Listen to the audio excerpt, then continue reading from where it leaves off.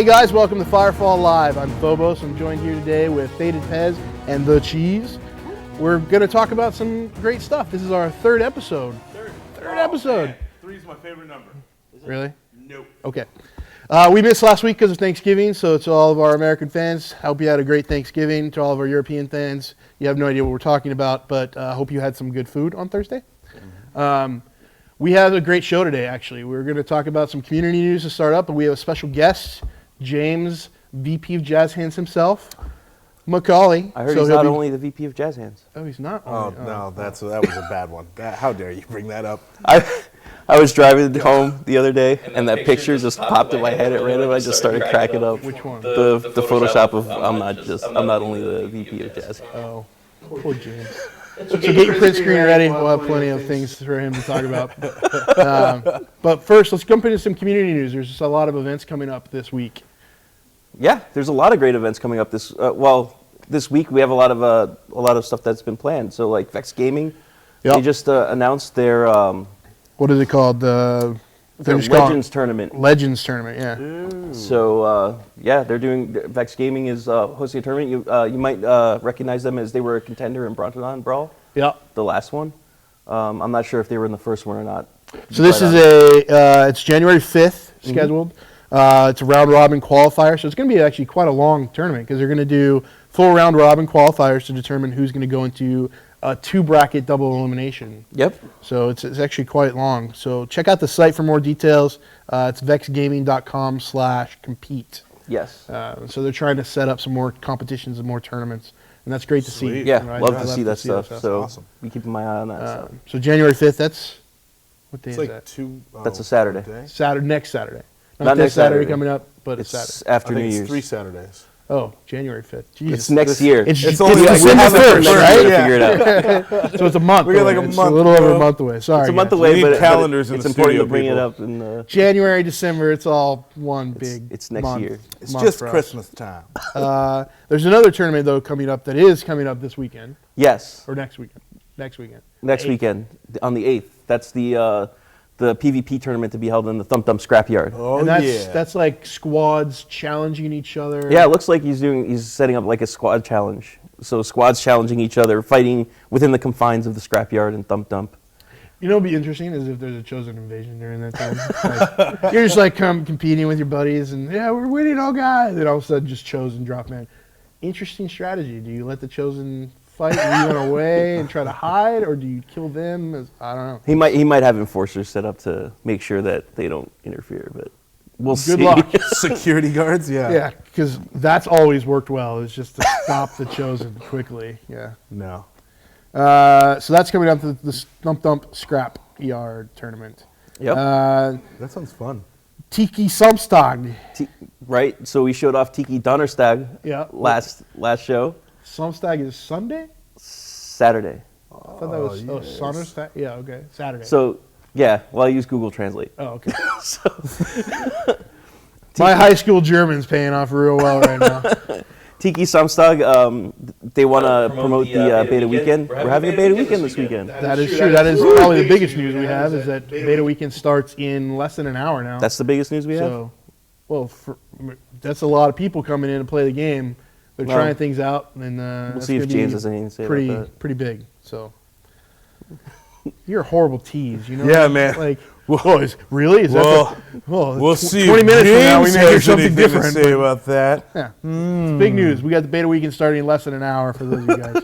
Yeah, and so these guys are putting together an event to. So that's tomorrow. Yes, that's tomorrow. That starts 10 a.m. Pacific, 18 Central European. Yes. Okay. So check out that's just a thread on the forums. So check that out. And that's run by Noble. I believe that's the guys at Firefall Velton. Yeah. Okay. I believe so. Or is it Copacabana Express? It could be Copacabana Express, but I could have sworn he was Velton. Okay. Another esports type thing, another competition. Well, kind of. Limelight Esports. Well, Limelight Esports, what they're doing is they're putting out guides to basically get people started in Firefall. Yeah. So I've been talking to I talked to Sambasti and Blotti Kulati a little bit. Right. and they're trying to like. For those of you who don't remember, Blotty is the one that made that video that's like, the Melding's coming. Oh shit! Oh yeah! Wow! It's Armageddon, bro. It almost got me, bro. That was so great. Was that him? Yeah, that was him. So yeah, they're trying to like create videos to get people like that aren't familiar with how to run Firefall, like or how to play Firefall, to play Firefall. So these are all their brand new super basic tutorials on how to play the game. That's awesome. They look into getting more advanced tutorials later on, like advanced tips and tricks and more esports stuff. So they want to cover esports, but they're also helping out the new people to get into esports. No, that's great. I mean, we need more of that. Like we just talked recently. What are we smiling about? That the people are walking behind the screen here? No, it was just a loud noise and it scared me. Yeah. I'm easily frightened. I think it was something in your head. It's early in the morning. I don't know. There's strange noises. It's dark back there. I heard a noise and I jumped and I was like, huh. We're good. We're good. It's not a squirrel. I thought it was a squirrel. I freaked out. We're fine. You're afraid of squirrels? I'm definitely afraid of squirrels. Why are you They're afraid of squirrels? disease-carrying, fast-moving little creatures that live in trees. Squirrels are not cute. So are birds. Like, are you afraid of birds? Birds sing beautifully, so no, I'm not afraid of birds. Let's move on. Now people are going to bug me about squirrels and moist. Moist squirrels, bro. Yeah. Now I'm starting to sweat. Dip a squirrel in water and then throw it at... God, this is just terrible. I do just need a hug. No. All right, anyway. Now I completely forgot what we were talking about. I'm sorry. I just heard a noise and it scared me. So these videos are great stuff. Don't forget that Firefall is out of NDA now. Yep. So feel free to post any videos you'd like. Live stream. Do as much as you want, guys, because the more we get the word out there, the better. So it's awesome to see that kind of stuff happening. They're making fun of you because 10 a.m. is not early. It's actually like okay. We're like 2 hours away from afternoon. I know. I'm just saying. I used to wake up early. I used to be a morning person, and now I'm not. I've like trained myself to not be morning. Look, I didn't just wake up at 10 a.m. Okay, I'm not going to get into it. I had to wake up at 7, right? Whoa. This doesn't happen by itself. Yeah. Folks. All right. I don't just wake up with this beautiful face. Okay. This is hours of application. How dare all of you? I've got to do my morning. Okay, we're good. We're just getting too far into Tony's life that I just can't like. Speaking of Tony's life, though, there is something happening tomorrow for you. Oh, that's right. That's a big deal. On Sunday, yes. Sunday, I am. I'm running the Spartan race in Malibu. Hardcore it's race. pretty intense. Yeah, it's kind of like what I've been training for. Like last year at this time, I weighed almost 400 pounds, and now I weigh 300 pounds. And thank you. That's yes, impressive. thank you. That's very good. So, thanks. It's impressive. No, I'm really excited. It's like a 3-mile course. It's all like hills, and it's got they got like rope climbs. Yeah. And like you gotta climb through mud. Climb through like barbed wire and jump through a wall of fire. Like some crazy things. You can Google it, but I'll be there Sunday. So I hope to finish. So, Team Sweat Rag represent. I am. You know what's awesome is I registered Team Sweat Rag at the Spartan race, so it's awesome. I'm pretty stoked about that. That's awesome. Are you running it with anyone, or are you doing it by yourself? I'm running it with some cop friends of mine. Okay. I told them to bring their guns and just like hold them behind my back, you know. So you wouldn't stop. Kind of keep me motivated. Yeah, no, that's good. That's definitely motivation. Exactly. They're just gonna. The life and death is definitely a motivation. Absolutely. That's the only thing that'll get me running. You know, if I'm gonna die, I'll run. If not, then it looks like a really cool thing. So check it out, Spartan Race. Also, you can check out Tony's thing that he does online. It's Fat Man Diaries. You've been it's facebook.com/thefatmandiaries if you want to follow my weight loss progress and trials and tribulations. I do like weekly videos there too. But yeah, it's pretty cool. It's a big deal though. Spartan Race is a big deal. So I'm nervous. Yeah, thank you. Good luck. Thank you. Appreciate it. You'll do great. It'll be fun. Right now though, we're going to take a quick break. We're going to cut to a video, and when we come back, we'll have James McCauley on to talk about production, how he got in the industry, and what's coming up next for Firefall. So thanks a lot. We'll be back in a minute.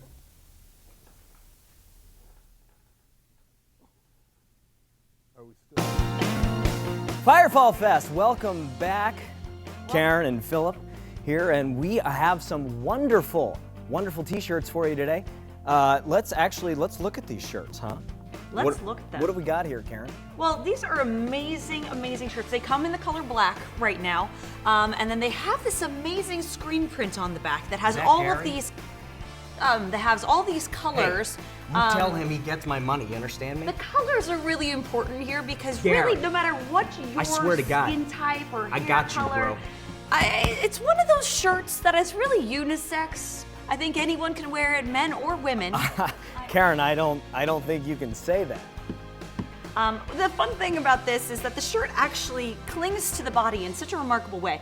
When you see here, it's gonna really look good on a man, and see his coloring is very different from my coloring. If a woman was to wear it, see how it looks okay on me as well? See how the coloring with my hair versus Karen, it does not look good on you. I'm just kidding. You're beautiful, Karen. You really are beautiful. Okay.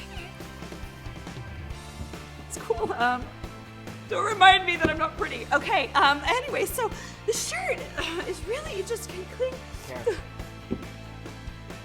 Why would you say that to me? Why would you do that? Come on. Paisana. It's not funny. Hey guys, welcome back to Firefall Live. We are now joined by James, VP What's up? Jazz What's Hands happening? McCauley. James, you go by Thrasher on the forums for those that don't know who you are. And in game. And in-game, I guess, as well. James has been known to play with other players in game. Whoa. Whoa. I have been known to play Firefall. With other players.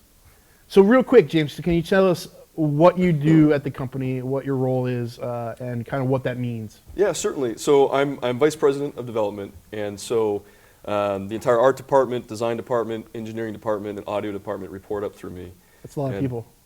It is a lot of people. It's the bulk of the company. And ultimately, I'm responsible for making sure that we have a clear vision of where we're going with Firefall and goals set for the team to keep us all moving in the same direction and making progress towards reaching our ultimate goal of building the best online shooter we can possibly build. And so I spend a lot of time really focusing on kind of where we're going, collecting feedback, looking at what our community is saying about the game, how we can improve the experience. Speaking of what our community is saying, we've lost chat on our screen here. If you guys can bring that back up, thanks. And then also a major part of my job, something that I think is extremely important and that I take a lot of put a lot of energy into doing, is making sure that we're building a strong team, that we're building a culture that's conducive to building fun. At the end of the day, we're all here. This is our dream job. At the end of the day, our job is to imagine, to design, to build, to test, and deploy fun. That's our job. That's it. We bottle up fun and hope that people enjoy it and love it and come back for more. And I believe very strongly that if we ourselves are not having fun, if we don't have an environment at work where we feel trust and support from one another that's conducive to the creative process of building fun, that we are not able to reach our full potential. So I spend a lot of time, in addition to really kind of pushing on the schedule and the vision for where we're going with the game and making sure that we're aligned as a team and moving in the same direction, really thinking about our company, stepping back and looking at the tribe. And how do we build a tribe? How do we scale up? Right now, we've doubled in size since about a year ago. Yeah. We're at about 126 people. And at that point, it becomes a completely new challenge to make sure that everyone knows everyone. And honestly, I think that is a real critical step in the creative process. Yeah. If you are a new hire and you come in and you don't know what designer's been working on the Thumper, or you don't know who's kind of thought about vehicles in the past, several things happen that are not ideal. We waste time because you might be thinking about ideas that have already been worked on, already been implemented, already been tested, or you might spend half a day trying to figure out who to talk to. And so the better we can make sure everyone knows each other, I feel like the more efficient we can be as a team to be building fun for our community. So how do you typically deal with that when we get new hires? What can you tell our community how we typically introduce each other? We have several different kind of traditions that we've picked up over the years to really kind of foster that culture, to bring people together as a tribe. First of all, we call ourselves a tribe of inspired gamers. Most people watching now have probably heard us say that countless times, but it's true. That's how we think about ourselves as a team and as a company. And when new hires join us on their first day, we have at this point in time, we are on 3 different floors in the building. Yeah. We used to all be in one floor, and that was my preference. I love being all together. No, it's definitely changed with being on different floors. You lose some of the communication. It's not our desire. And eventually, someday, we'll probably move into a building where we can all be on one floor, one area together. But right now, we have multiple floors. So we have team members on each floor that are kind of the unofficial culture committee, right? They're the welcoming committee that when a new hire joins us. I have to ask, who nominated FX Nerd to be a culture? It's a hidden committee, secret committee that appoints different members of the tribe. But so like on the second floor, FX Nerd, Adam Capratis, he'll take people around and make sure that they have an opportunity to meet every tribe member on the floor, and that the existing team members know what the new person's kind of the role is and what they'll be focusing Actually joined on. that committee. Congrats, man! Yeah. Congrats. We do that on every floor. A big step, though, because that's a very kind of it's hard to remember 120 names as a new team member, but a real tradition that started back in 2006 actually. We have Tiki Time, and everyone knows about Tiki Time. But a big part of Tiki Time is making sure that the team knows each other. It's social hour, it's family hour, and that's when we invite our spouses in, our children in. It's family time, and we use that as an opportunity to introduce new hires, I should say, and we just good change of phrase. We have fun with it, and we play silly games, and we try to change it up. So sometimes we'll do Melding Cobbler, where I'll bring in bags of large marshmallows, and we'll see how many marshmallows people can fit in their mouth while also saying Melding Cobbler, and it's a ridiculous, silly, fun game. Afex holds the record right now, I think 13. Yep. Large marshmallow. It was pretty impressive. It's mostly just because he can talk a lot, so I think. Another one of my favorites is actually, but it's gotten a little dangerous. We're outgrowing our tiki bar. It's I forget what did I call it. To hide the bacon thing? Yeah, but it was steal the melding crystal or whatever it was. I forget what I themed it Firefall, but it's where you have 2 teams. It's steal the bacon for those who know the game. Steal the bacon. There's an item in the middle of the room, and each team has team members numbered 1 through 5 or whatever, however many people we're inducting, and I call it a number. And it's whoever can grab it and get back to their base first gets a point for their team. And it got a little violent a couple times. It got a little violent. So I've been thinking that we should move off of that. Last week we inducted 9 new hires, I think. Yeah. And we did Team Jeopardy. And Team Jeopardy is fun because it's great for the entire tribe, standing by watching, because we ask questions like whose gamer tag is this or who used to work on this. And typically they're kind of silly things you might not know about people in the tribe. And so it's an opportunity for everyone to learn a little bit more about Phobos or myself or Frank or anyone else on the team. And so that's a big part of it. Yeah. Going back to your initial question, though, another big aspect of our culture is how we sit. We don't sit by departments. We don't have offices. Yeah. In fact, in all of the building, I think we have maybe 5 or 6 offices, and that's really reserved for finance and accounting and offices that need to be secured and tend to have confidential conversations. But we all sit out in the open. We share cubes, and every so often we rotate desks. We don't share cubes. We don't share cubes, but we rotate cubes. Come sit on my lap. And so, use my computer. In fact, Monday we're talking about doing our next office shuffle, and we'll I have a great spot right now. I don't want to move. We all randomly draw, and I have 2 rules for the team. One is you can't sit in a spot you've sat in before, and the second one is you can't sit next to someone you've sat next to before. That's going to get harder. It is going to get harder, but we're growing. We're growing so rapidly that I think there's still plenty of opportunities there. And the idea here is that even if you're, excuse me. You're working on the render, or you're working on the patch or the installer as an engineer, or maybe you're an artist that does creature animation, you still have an opportunity to meet people from across the team. You get to sit next to people who've worked on completely different systems or different pieces of content with the hope of really getting to know those people. And I'll tell you from personal experience, when you're in offices and you only talk to the people that you're working on a specific project on, you end up not really having that tight-knit group, right, that tight-knit team.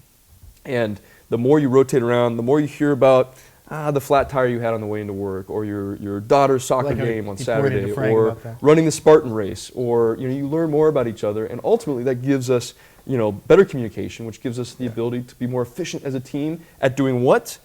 Building fun, and that's our goal. So, how do you have a lot of unique strategies here for trying to create a great culture? But where did you get your start? How did you talk about previous experience learning that the offices don't lead to that? How did you get into industry? What did you do? Well, so my first kind of industry job was on Xbox. I'd done some work on Mac Office before that. I'd done some work at a Java bitcode obfuscation company before that, which was not quite as sexy as Xbox Java and the gaming. bitcode obfuscation.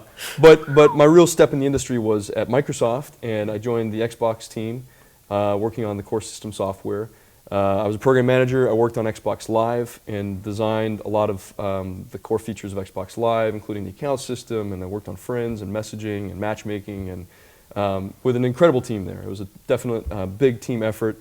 Perhaps my biggest, most easy claim to fame to communicate there is the term gamertag. I coined the term gamertag, and it really stuck, and I feel pretty proud about that. I hear that being used now, not just on Xbox, but for other games too. So that was fun. And then I had the opportunity to move over to the software team for Xbox 360, and I was one of the first software guys to be thinking about the next generation console. And so I had an opportunity to really push on things like the guide button. So if anyone watching plays Xbox, they'll know the button in the middle of the controller brings up a system menu that's over the game. So I designed a lot of that functionality and worked with the team at Microsoft as well as different publishers and partners to be able to actually develop the system to support this. And I'll tell you, at first, the EAs and Activisions weren't so happy with us saying, hey, we're going to take some memory and some CPU cycles and some GPU cycles. But it ultimately was the best decision for the publishers, for developers, and for gamers, as well as for the platform. Yeah. One of the problems we had with Xbox One was it was hard to update system features because they all had to be backwards compatible with every Xbox game that had already shipped and every Xbox Live game that had shipped. So by moving that stuff into the system area, like friends and login and messaging and all of that stats and leaderboards, it gave Xbox and Microsoft an opportunity to revise features, to update features, to add functionality that all gamers would then immediately have access to from any game.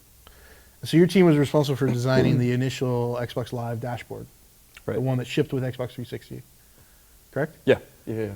So, quick poll. Which do you guys like better, the new Xbox dashboard with the blades Let's not. or the old Xbox dashboard? Those. Because Okay, I'm watching. Bring it on. So be we'll see how honest. that question goes. Old. I see old. Thank you. No Xbox. Thank you, Lemon King. There you go. Justification that Faith, Glenn. you designed something that There you people go. appreciate. Well, it was a lot of fun working on the project, and it's an amazing team up there at Microsoft, and I think they've done some really terrific things with the Xbox since then, and the introduction of the Kinect and voice recognition, and there's some really cool things for Xbox. I'm excited to see what comes next. I haven't heard too many details about the future, but it should be pretty exciting. So then I came down to California. That was it. I wanted to stick around and ship 360. I'd been talking to Mark Kern, the founder and CEO of Red 5 since the summer of 2005. We shipped Xbox in November of 2005. I came down here early 2006. Yeah. And we had a mutual kind of appreciation for each other's work. He was a big Xbox fan. I was a big Blizzard fan. How did he find out about you? Did you apply for the job or did he recruit No, you? actually, the industry, it's a small industry, right? People know people. Actually, while I was at Microsoft working on, I think it was actually Xbox Live, some of the early days of Xbox Live, I'm always I want to further my education and learn more, so I took a nighttime game development class through the university where I wrote a very preliminary 3D engine and graphics and some collision and very basic stuff. But it was a nighttime class for like 2-year program, certificate program. Yeah. And one of my classes was a graphics class the professor was Bretton Wade, a guy named Bretton Wade. And great guy. I think he's now over at Firaxis. It's been a while since I've chatted with him, but a really nice guy, really great guy. And anyhow, we chatted it up in this class, and I talked to him about my passions and my desire someday to start my own game studio and my appreciation for Blizzard games. And anyhow, long story short, he had actually previously worked at a small game company in Boston called Qualia, and this was years and years ago. Right. And there was another guy at Qualia, the guy who started the game company, called Mark Kern.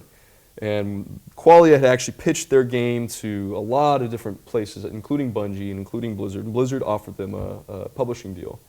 About 6 months after that deal, Blizzard, I think, decided to bring that team in-house, and only one of the guys wanted to move to California. That was Mark Kern. So that's how Mark got into Blizzard, and Breton went on someplace else. Anyhow, fast forward a year and a half after my class, I had an interview scheduled to jump on for a program manager to join the Xbox team. And I walk in, and it's Breton Wade. And so we hit it right off. He joined the team, amazing contributor to Microsoft.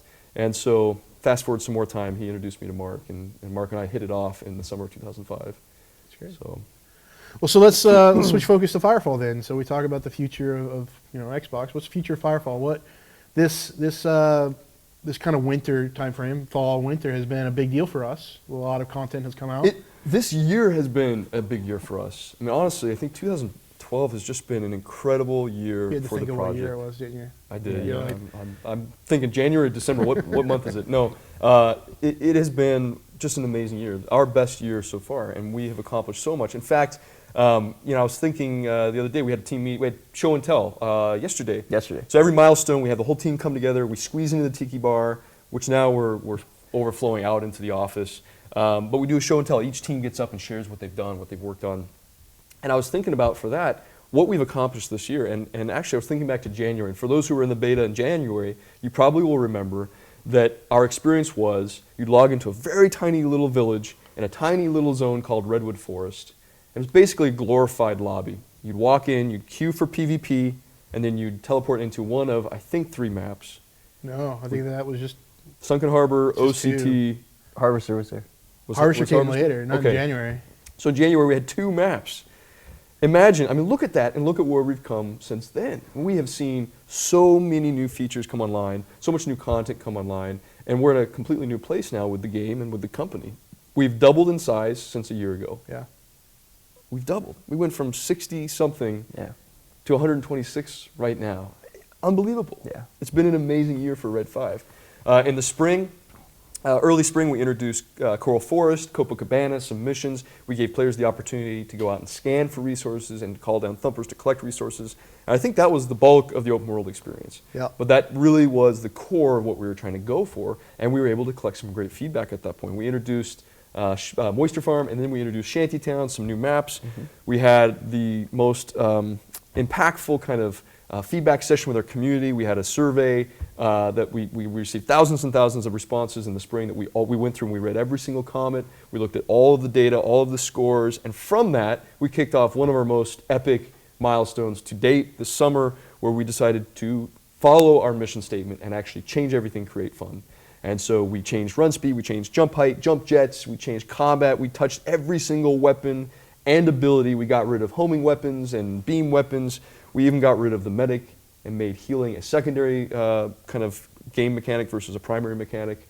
We introduced the biotech. We changed a lot, right? Everyone should know this. We got rid of leveling and standard progression and introduced a completely new crafting game and resource game. It was an amazing summer. And then in August, we took a very big step for us, and we turned on our Red Bean store, Yeah. and being able to actually collect money and to start to learn about how monetization can work for Firefall, and to actually take that step towards building a sustainable business for Red 5. And that was huge. It's been an incredible year. This last milestone, we introduced a lot of new content for the open world. Yeah. And we're just still scratching the surface on what our vision is and the ideas that we have, but we've taken some big steps on the technology as well as on the design side and our content side. And so we've introduced a lot of new dynamic encounters as well as on-demand encounters that players can go and say, hey, I want to do a bounty mission. Hey, I want to go push back the melding and thump in the melding area now. And that's important to note, is that what is the focus of Firefall when it comes to missions? Is it going to be these dynamic missions? Is Yeah. it going to be, or more We're not traditional quest-based stuff? We're not a quest-based game, and that's something that we've had a lot of kind of internal discussion on, because we've built 5 missions in Copacabana and 5 missions in TransHub, and the goal with those missions was really to introduce players to certain game mechanics, to really be a kind of new player experience, show you how to do certain things, and then welcome you to the world to go and explore and to kind of self-direct your experience. The problem that we've been discussing internally is that for players who know nothing about the game, they jump in, they think it's a quest-based game. They think it's a standard MMORPG. They're immediately thrown into that quest line. Yeah, and it's totally understandable that they would think that. They sign in, Arrow says, hey, go uplink with the SYN terminal, now go down and fix the pipes and kill some piranhas and do this. And that's not the game. And so we've been really discussing this lately on, do we pull those out so that we don't miscommunicate to users what's going on or what the style of the game is, or do we wait until we have a more well-prepared or an alternative kind of new player experience, so that someone who knows nothing about the game at least has some direction. And that's really where we're at right now. We're actually going to be working on that in the next 2 weeks and in early Q1 of next year to really solidify what that new player experience is. So let's talk about this next few weeks. We've released 2 patches, because normally we release a big milestone patch, and it's a giant, massive thing that we released after 6 to 8 weeks. But in this milestone, we actually split it up because we had some things that came online early and some things that didn't come online. Yeah. And so we did, basically after 6 weeks, we released something, and then 3 weeks later, we released another major patch, which is all the content we just added. And now we want to do another patch by the end of the year. Right. What are you thinking is going to be in that patch? What kind of things are we focused on? The focus on this next patch is very different. We've had an amazing year. We've been running at full speed since January 1st all the way till now. We've been going nonstop, with all of the additions to the game and expansion, new content, new features. Where we're at now is realizing that we really need to take some time to step back and look at everything we've implemented and to polish the experience, to fix bugs, to improve the overall usability and the approachability of the game. And that's a really big step for us, a big thing. We've had bugs slowly start to pile up because we are so focused on new things, new features. There's always something new that we're racing towards, that I really wanted to give the team an opportunity to say, hey, December, no new features. And we might have a couple here and there. But for the most part, we're going to take a look at the first hour gameplay experience, take a look at our interfaces, take a look at our bug counts, and really focus on polish. And we're talking about, from a polish standpoint, we're talking about everything from iteration on balance of combat, so really adjusting weapons and some of the battle frames to make things more balanced, to fixing UI bugs, giving players more options here and there, fixing things like some of the squad commands, the /promote or /kick, making sure those work properly, making sure that the experience getting into a PvP match is solid and understandable. We just, in the last patch, changed how we kick off new PvP matches to give players a notification. Mm-hmm. And the reason for that was we had a problem with maybe players going AFK, walking away from their computer, getting sucked into a match, and then we would have matches with players who were just standing idle. And so now by having a notification, we know that people who accept, they're at their keyboard and they're ready to jump into the match. But we need to make that more clear, fix the UI, polish that experience. So that's really the focus is, the top focus for the build is polish.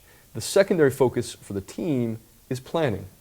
And this is really a long-term thing for 2013. We want to come back from the holidays with a roadmap for the next year. And 2013 is going to be a ginormous year for the game. We have really big plans for the game. We have big plans for expanding into other regions and localizing the experience. We're going to be introducing some pretty big new features that people are excited to see. And so I want to make sure that we have things really thought out, that we've taken the time to really design out, at least at a high level, how these features all interlock to each other. For example, I'll throw this out, specialization in crafting and how that leads into army tech down the road, and then building out army tech trees. Those are some pretty big systems that people are very excited about. I'm super geeked about. I can't wait until we have that all in the game and working. Sounds really sweet.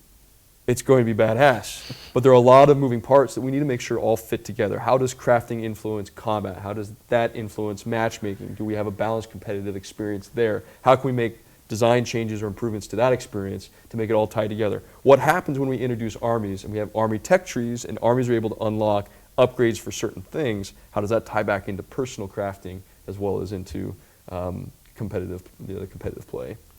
So you mentioned going in other regions. There's something else that happened recently. Oh yeah, something else happened about I guess 13 a.m. somewhere in the middle of the night. We had a dark launch, and we talked about, should we publicly announce it or should we just do a silent launch? And we decided the best thing to do would be to do a dark launch and just see how things go. And if everything goes well, then this morning we'd make an announcement. Mm-hmm. Are you ready to make that announcement? I think so. We're ready to rock and roll. Let's do it. It's all Sounds you, man. good. So something that we've been asked for the last year and a half would be local servers for European gamers. And in the middle of the night last night, we turned on European servers. We did a lot of testing, and it looked great. And it was awesome to see some of the forum posts this morning because we didn't announce it. So this morning I woke up to lots of forum posts about what's going on. My ping is like 50 milliseconds. It's never been this fast. What's going on? It's usually like 160 or 200 milliseconds. What happened? No, it couldn't be that they just changed the server architecture. No. Europe must be up, and it is. Europe is up and live, up and running. And so far, so good. We had some things we fixed this morning, and in about an hour, I think, 7 p.m. UTC time, I think that's 11 a.m. our time. Yeah, so less than an hour now. We are opening up our 20 minutes. second of 3 beta stress test weekends. First time ever on European servers. I am really excited. And So, a couple caveats. It's a beta, right? These servers have just come online thanks, last Bobas. night. Thanks, man. Yes. So you may see some chill. issues still. Don't freak out. Let us know about those issues. We'll try to get them Yep, fixed. absolutely. This is an amazing thing, though. Our server infrastructure is a lot different than other games. We are combining the 2 environments across multiple servers in different locations. Yes, and this is huge. And actually, this made the whole process like 50 times harder. You know, if we had decided early on just to say, hey, we want to have an isolated environment in Europe where Europeans can play, an isolated environment in North America, we would have, no problem, that would have been done. But ultimately, we wanted to do what's best for the gamers, right? And as gamers, we want to be able to play with our friends, whether our friends are in Europe or North America. We want to be able to take our character to any server. And so we've built the architecture, designed the whole system to allow you to go anywhere at any time. And this does 2 very cool things. One, it allows you to play with anyone, right? And as a North American player, you can go play with friends in Europe, but you're making that choice. You know that, hey, I'm going to be playing in Europe servers, so my latency might be higher, right? And that's not a Red 5 problem. That's just the reality of it. Choice. Yeah. Just the tech, Oh, there's nothing you can do about latency. Yeah. We can't do anything about that. But that's choice. But the second thing this does, which is super important and a real big deal for us, is if there is ever an outage of any kind, a natural disaster, there's an earthquake at our data center, there's a hurricane, power goes out for whatever reason, we will have virtually no downtime because we're able to. There are not enough things wooden in here to knock on. Theoretically, there would be downtime. But basically what I'm saying is we've designed the system so that we can mitigate, immediately switch players over to a different data center. Right. This is huge. No, this is a big deal. And our goal is 0 downtime. And so players who've been playing, you'll know that when we bring on a beta patch, we don't have 3 hours of maintenance Tuesdays morning or Thursday mornings. We bring on the new servers, and players, as they log off the old servers and log back in, will get the patch notification, they'll patch their client, and they'll connect to the new servers. And this architecture is going to give us the ability to make changes to the game, update the game without giving players downtime. And that's a huge goal for us. Yeah. What's going on? Nothing. Kona's saying he thinks I already almost had a heart attack with that promise of 0 downtime. That's the goal, Kona, man. That's what we're working on. Big Kona. We've got a big team of really passionate, dedicated engineers and operations people who are really working around the clock to make that goal a reality. So let's talk about the details of this. If I'm in Europe and I log onto the game, how does it know where to put me? Where does it put me? Yeah, so we look at your location from an IP standpoint. We see that, hey, you're local to Europe. We're going to connect you to our European servers. And from there, all of the kind of transferring between servers is all managed by those servers. All data is replicated in as real time as possible. And so some data goes directly to California, some goes to the game servers in Europe and then passes on the back end. We've really tried to design the system so that we mitigate any latency for the player at all. Now, if you matchmake, you're matchmaking with players in Europe. That's the assumption that's the assertion we're making, is that if you're local to Europe, we want you playing with European servers. That's the whole point of doing what we've done, is so we give you a better play experience with low latency. If you decide to join, we have an incredible community that has been playing in one unified space right now. Yeah. And so hopefully we have a lot of really strong connections and ties between the regions. And so we want you to maintain those friendships. So if you're in North America and I'm in Europe, you're still on my friends list. I can chat with you, we can whisper, we can join up in the squads. For us to matchmake, though, we first notify me that I need to join the leader to be able to matchmake for PvP. And that's to basically give the player an opt-in to say, yes, I'm going to go to North America. Expect higher latency, more lag. And that warning is not currently in the game just yet. That warning is in the game right now. Yeah. Oh, it says high latency? Yeah, the player whoever's the squad leader is the person who queues for PvP. Okay. So the person who is not in the squad leader's data center, North America or region, will be notified that they first need to join leader before they can queue for PvP. But does it warn them that you're joining a different region? At this point, that's something that we can polish. We probably need to have some better messaging. Yeah. This is our first step. Yeah, and I as just a wanna first see if it was step, in there yet. as our first step, I think it's pretty solid. It's a big step in the right direction. We'll definitely be revisiting. Do we need to show players what region they're in and give them an option to change on the login screen? So far, we've really tried to opt to not ever show you a list of servers. We don't like that idea. We'd rather have it be very organic and on the back end, behind the scenes, and then to give you the tools that you need to join your friends. Well, there's this idea of stickiness to the servers. Like, we want to use other data to put you on the right servers, not just your location. Yes, but make sure that even when you're joining the same region, you're joining the same server. So we use things like friends list, armies, where were you last? Yeah, I mean, we're trying to do smart things to give you the most fun experience you can possibly have. And so the most basic step is to look at your friends list and your army list, which armies aren't enabled in beta right now. But we look at your friends list and say, hey, where are they playing? And try to prioritize putting you in servers where your friends are at. We then, as far as stickiness goes, we want you to be able to jump between servers, but we also are continuing to build impact on the world. So the Chosen Warfront is the first kind of step towards, hey, I can go and take over a watchtower and have an impact on the world. The melding repulsors are a short-term impact on the world. You can go and push back the melding and actually collect resources in that area. In the future, we'll be introducing some larger scale objectives or goals that might take hours and hours for you to unlock or to open up certain areas. So we do want to, at that point, we haven't done this yet, but at that point we do want to have a kind of give you a soft lock that, and it's not to say you can't change where you're logging into, but by default we're going to put you back in the zone where you had an impact, where you helped advance the war against the Chosen. Okay. Cool. That's great. So EU servers are online. Test those out, guys.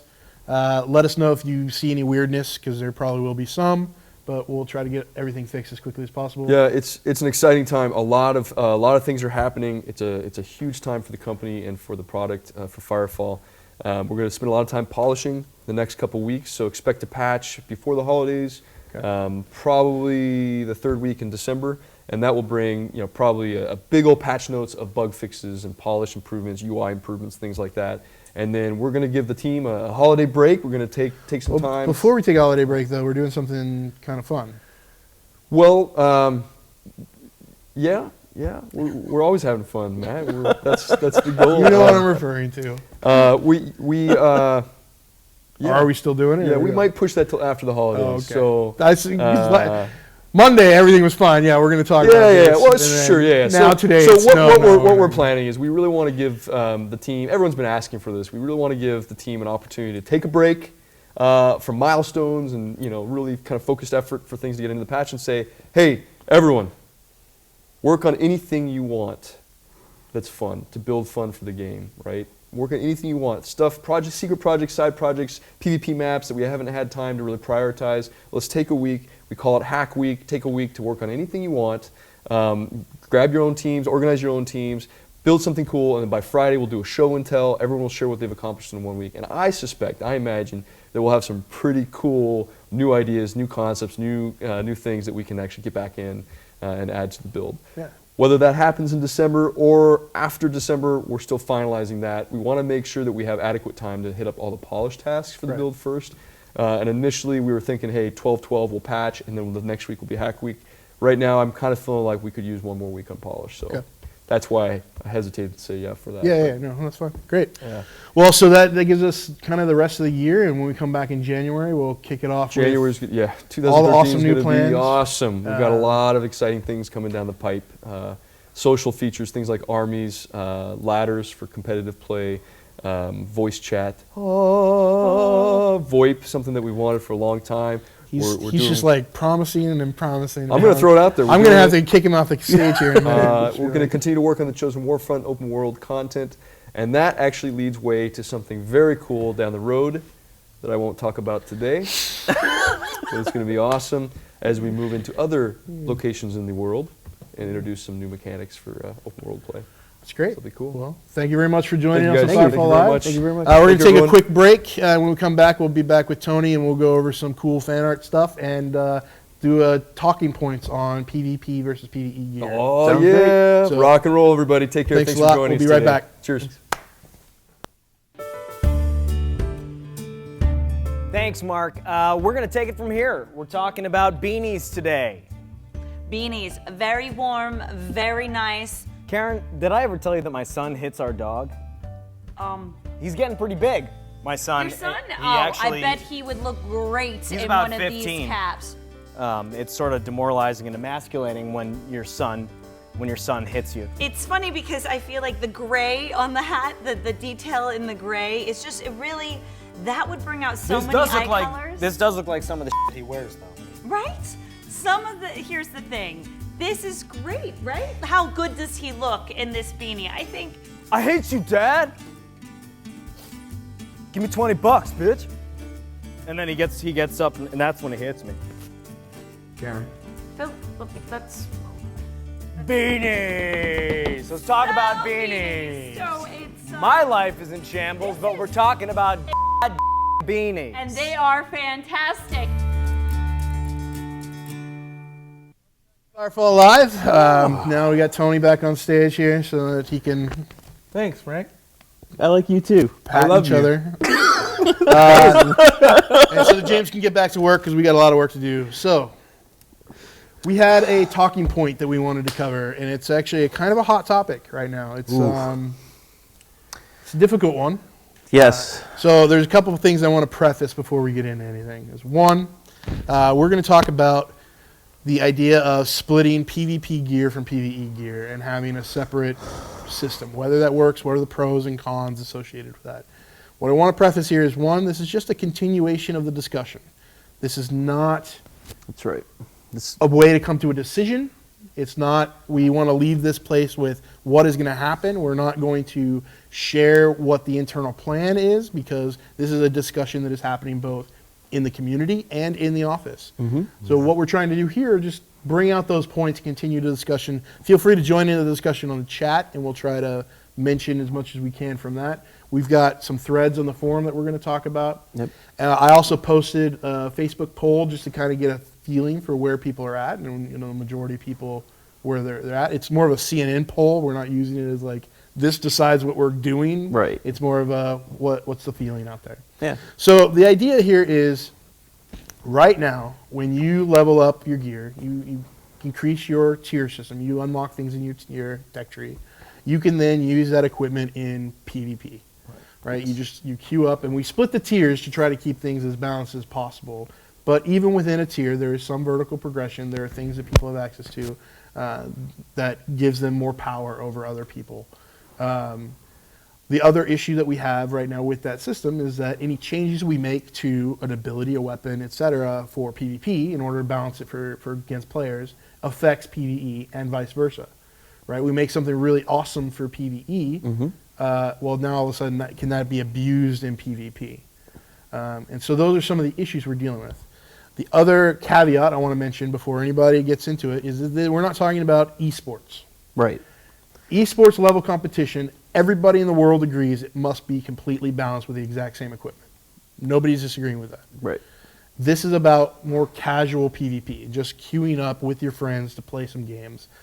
Do we need to have a split? So, first of all, let's kind of just get a sense for Tony. I mean, how do you feel about PvE versus PvE gear? Do you feel it should be split? I vote yes. I definitely vote yes, 100%. I mean, I think they're two different things. You know, PvP is like, I mean, even if you just go back into like the lore of like Firefall, it's like the whole home game aspect, and it's like that. Like it's a sport. It's its own entity. So when you're there, you're an athlete on a team, and so I feel like if you're an athlete on a team, you don't just come in your own street clothes. You have your own jersey. You have your own uniform for that sport, for that team. So you should have your own, like a designated battle frame for that sport, which is why and PvE, you can have whatever you want. I love having my own customized. Everyone knows I rock the aviator shades in PvE, but in PvP, I didn't want know that actually. Oh, you didn't? Oh yeah, the Kanye West shades, whatever the. So, are you saying you shouldn't even be able to wear cosmetic items? In PvP? Oh no, I think you can. No, yeah. You can wear cosmetic items, but I'm talking about just like your abilities, your capabilities. They should be separate. I definitely think. So what do you say to the people, to the idea that PvP needs to have that carrot, that progression carrot? We've seen a long time ago, games didn't have any progression in PvP. You have Quake, you have Counter-Strike, you have Unreal. UT, you have these games that it's just PvP is PvP, and that's it.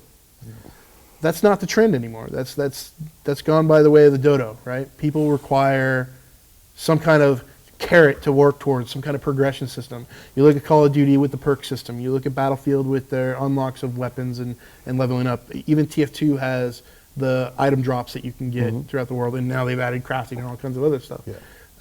That is the modern trend. That is where the games are going. So how do we solve that problem by splitting the gear? If you have a completely separate gear that you can't adjust, you can't change, you don't unlock anything, how does that create that carrot for players to continue to play PvP? For those that need it. I mean, some players don't need it at all. They can play the same game for all. I need carrots. I am definitely one of those people. I need carrots, people. Okay? Look at the eyes. I got glasses. I need carrots. I got by that site. Okay. That joke was a stretch. Moving on. I need things to keep me entertained. I need to get rewards. I need to get things for doing things, basically. Yeah. And so I think if we got like a ranking system, like, oh man, I moved up, or I'm so your carrot is on the 10. stats side. Yeah, I want stats. I want right now I probably don't want stats because I'm terrible, and I know. Save your tweets, okay? I know.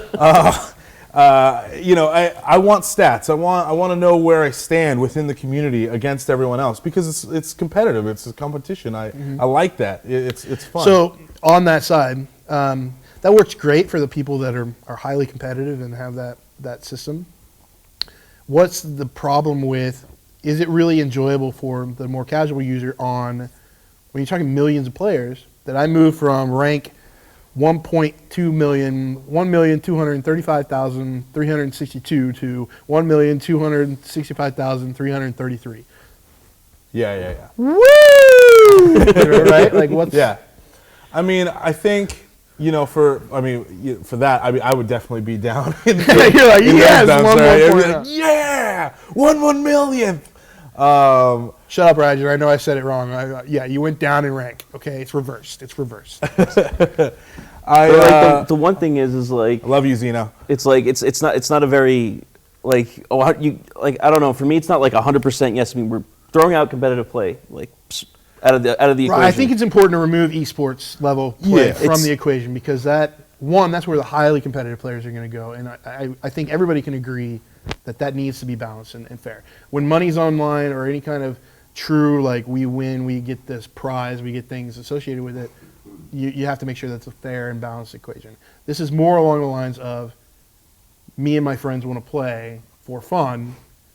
What's going to keep us coming back to PvP? And that's why I think it's difficult to give, for me, it's difficult to give a 100% answer. I mean, you really have to consider all the things about it, where it's just like, yes, I could say yes 100% one way or the other, but it's like, really, what do we have to consider as a player? If I go out and get all this gear and get all my stuff, I want to show off. I want to flaunt my stuff. It's like, so in a casual-based PvP environment, what is the harm of using that kind of stuff? Like, there are plenty of games out there where you get to do that, but okay. It's a very difficult question. Like, it's so hard to on the spot give 100% yes or 100% no. There's just so many things involved in the answer, and that's part of the reason why it's been taking so long. No, I mean, this is a discussion that we have internally as well. I mean, we have people that want progression, that want to see, I've worked really hard to unlock this gear, and now I want to use it to smash people's faces in, right? Like, there is that idea. There are multiple solutions to the problem. Everybody can agree with that there's multiple ways to implement the solution. One is there's completely separate gear.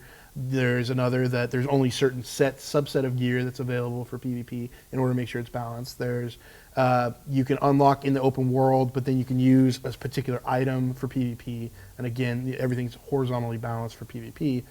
The question is, the question has come up in threads of, does Firefall require any progression whatsoever? It's a shooter. It's an MMO shooter, but it's a shooter. So does it even require vertical progression in open world? Because if you got rid of open world vertical progression, you also lost out on any PvP vertical progression.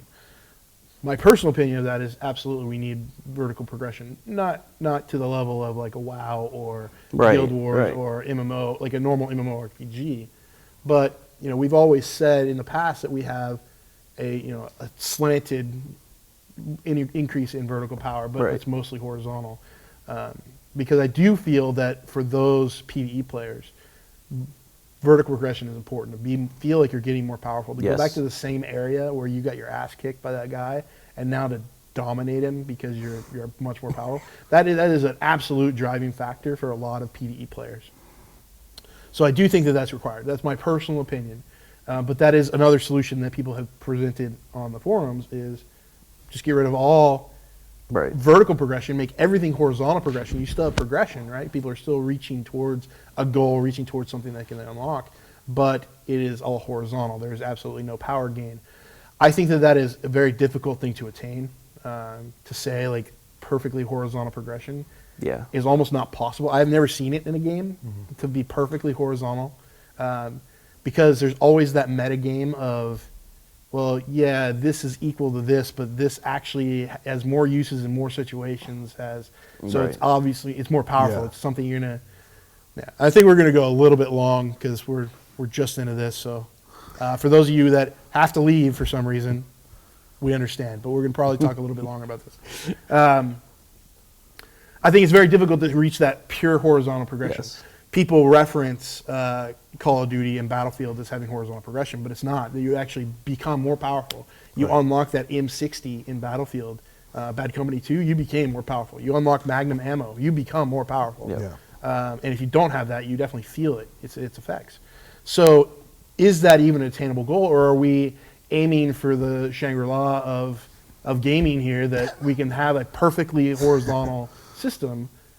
But is that just an imagination thing? Is that something that's actually attainable by human beings? Like, I don't know. Human beings. Maybe xenogenic. Maybe xenogenic. Maybe he's not a human being. He's not a human being. That man is not from this world. I think that saying remove all vertical progression is probably not the greatest idea. Right. I think that you do need vertical progression in open world, which then applies to open world PvP, which we don't have in the game yet, but we want to.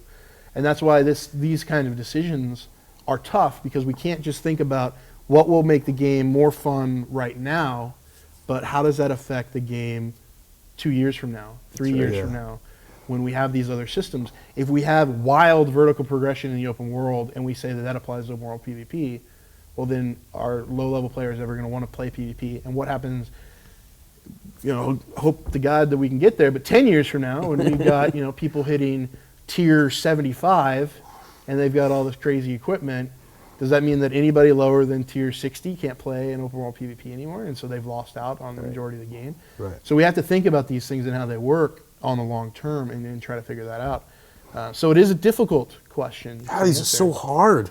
They are. There's so many variables. I mean, it's not to say like saying 100% yes, 100% no. It's like it's like not that it's wrong or right. It's just like, what do we have to consider for what we want to build? Yeah, I mean, some people in the chat here, Tilter's asking a question to everybody: what other games have had complete horizontal progression? I can't name one. If somebody can name one that has had progression completely horizontal, Portal 2 did not have horizontal progression. What? That's Clancy. Don't pay attention to him. I don't know of a game that has had that. But then other people are saying maximize the tiers. Do you set a maximum level of the tiers? No progression is not horizontal progression, guys. Obviously, no progression is horizontal because it doesn't go anywhere. It's a point. We're talking about a line. We need 2 dimensions here. 2 points. Anyways, having maximum level of tiers. We could say that. We could say we're going to max out at tier 10. Tier 10 is going to be maximum the game ever reaches. That's great for now, right? Yeah. 8 years from now, and we're like, ooh, I really wish we could release some new content. We've got players that want content, but they can't go anywhere. How do we do that, right? So we have to think about how does this affect everything we want. So it's completely horizontal. You only had the portal gun. The maps gave you the puzzle. The content progression with the player being horizontal. That's like any single player game. That's any single player game in all time. That's not. And the portal gun got upgraded later on, and you got new tools that were more powerful than the lower levels.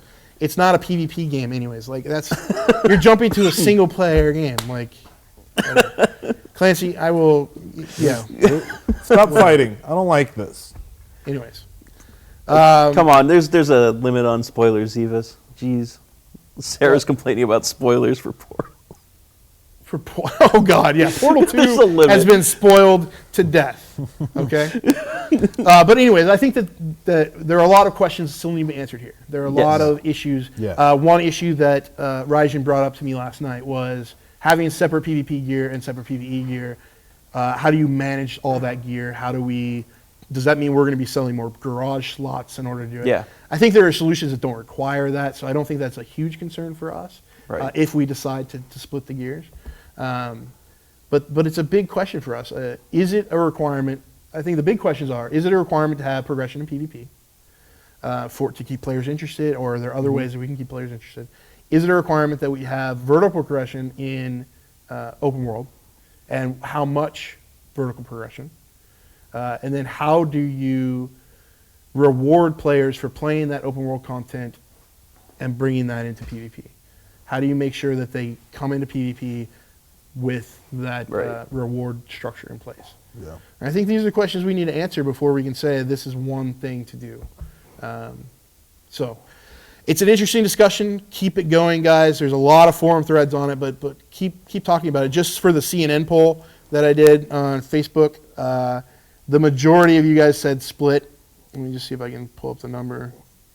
190 votes were split the gear completely, with 71 saying keep the gear the same, and then the other two options are so low that they're statistically insignificant. So it seems like most of you want us to split the gear, but we need to figure out what is the implications of that. And I would say right now, splitting the gear just as a simple solution looks amazing. But how does that affect us years to come? So it is a discussion, like James said. We're having a planning session as part of this next couple weeks before the holidays, and that will decide what are we doing, what's going to happen. And once we have that decision, I will definitely try to share it as much as possible so that you guys are aware of what's coming down the pipe. But so expect something, beginning of the year. We'll try to figure out what that means. So let's go ahead and jump into some awesome fan art stuff. Fun stuff. And we'll check out some of the cool pictures you guys have been drawing lately. Yeah, we've been looking forward to this stuff. We have a lot of really cool stuff. We do. Let me see if I can pull up my notes on whose is what. The first one we hear, Firefall Chibi. Firefall Chibi, done by Blackberry T. Yeah. That's cool.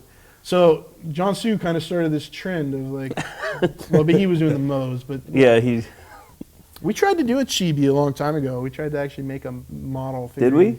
Yeah, John Su actually tried to make so that we could model it, but it fell through. It seems like Blackberry T, most of Barry's work is chibi stuff. Mm-hmm. So she's got some good work. Yeah, I think she's got a Tumblr. You can see the progress of this in her thread. When we post it up on when we post the video on YouTube, she's got that evil smirk. Yeah, it's like. So what's up? What's up next? Up next we have the this is the Assault wallpaper. This was done by Sonnet. Whoa. And they also have a work in progress where you could just see where they're working on the face and the character, and then they put the character in the world, and then there's a lot of detail on matching the terrain over there in Copacabana. Off to the north of Copacabana. It's pretty close to what it looks like. Mushroom Island. I wonder, did she? Is it a guy, girl? I'm not sure. Who was it? Gender neutral. I said Sonnet. Sonnet. It's Sonnet. I wonder if they took a screenshot and then tried and drew over it, or because it's almost accurate. You see Mushroom Island. You see. It's pretty. It's really cool. Close. So and then next up we have Sonnet's new work. They're calling Assault PvP. and they're looking for suggestions for a PvP background, a PvP map to put in the background of this one. I think Moisture Farm. Moisture Farm. You know, you're all just the worst. That's very cool, though. That's cool. It reminds me of old school, like Marvel. Yeah. It almost looks like Jubilee with the glasses and everything. Yeah. Well, I think it's very well done. This is really some really cool stuff. Yeah. Next, I believe we have an oldie. This one, yeah, this is old, but it's amazing, I think. So this was done by Elflogout about a year ago. Yeah. It took him about 6 to 7 hours to create this advanced combat drone. Yeah, which isn't even in the game. So this is his own concept of like Right. what a combat drone would look like, which is cool. It matches a lot of the style of her cord. I mean, It does. I'm sure Adam or Jay or one of those guys would come in and point out all the problems. Oh, sure. I think it's pretty cool. And it definitely matches our art style. Yeah. And you were Very- saying you like It's the water. And yeah, the everything. water is really cool in this, and it looks kind of like a cool futuristic Mars rover. Yeah. Yeah. Yeah. It's definitely really sweet. And then last up we have this piece, which I thought was really cool. I first discovered this. It was Meal's desktop, one of the Rangers downstairs yeah. at Spec Ops. And I was like, where did you get that? And I didn't notice it because it was in an off-topic section under a contest. So Vial created this for another user that was running a contest for beta keys, created this submission and won a beta key for Firefall with this Should have submission. won a lot more than that. This is awesome. Man, It's look great. at this. They're also on DeviantArt as Crimson Crown, Okay. so you can check out their works there. But yeah, so And when we upload this to YouTube, we should make sure to link all this stuff there. yeah. Yeah. So, Speaking of which, don't forget to subscribe to the Twitch channel. Make sure you follow us so that you can get updated whenever we're streaming. We're going to try to do some more streams over time, not just Firefall Live, but some gameplay and stuff. Zeno and I have talked a lot about doing some stuff. What the hell? Just server died? Okay. Whole website down, Alex. If the website's down, Apex probably did it, so call him. We gotta go. This Zeno and I website's would like down. to do some stuff. Check that out. Oh, you know what? It is 11:07, so we're probably getting hammered right now. Oh, true. So, if you guys be sure to subscribe to the Twitch channel. When you see it on Stage 5 TV YouTube, be sure to subscribe there as well so you guys can get the updates on everything that's happening. We will talk to you guys later, and next week Yeah. we'll be back with some more Firefall Live. So, Ooh. have a great weekend. Enjoy the beta weekend. Thank you very much for James McCauley for stopping by and joining us at Firefall Live. We'll see you guys later. Bye. See ya.